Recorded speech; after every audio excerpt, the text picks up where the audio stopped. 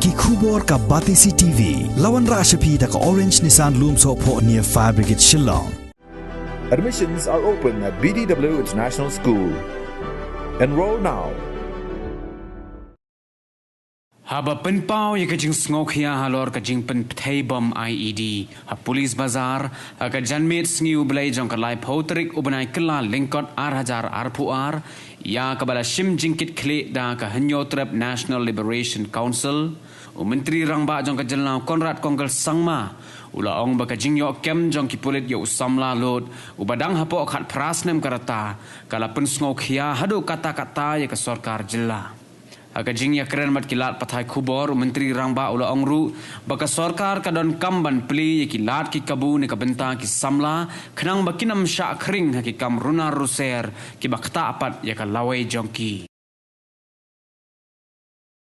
When this particular incident had happened, the police had acted very swiftly, and within a matter of hours they were able to identify the individuals who were involved. And the concerned individuals, in fact, inquiry and proper investigation is going on. And I can assure everyone that we will leave no stone unturned to ensure that we get to all the people who are involved in this, and will ensure that people who have been involved in trying to create fear are punished. So therefore, proper action will be taken. And regarding the larger question of our youth being involved, yes. There's been instances where our young boys and girls sometimes do go into this line, and we from the government side have always believed that in order to ensure that this does not take place, it's important for us to engage the youth in a proper manner. We need to give the opportunities to the youth so that they don't go in the wrong direction.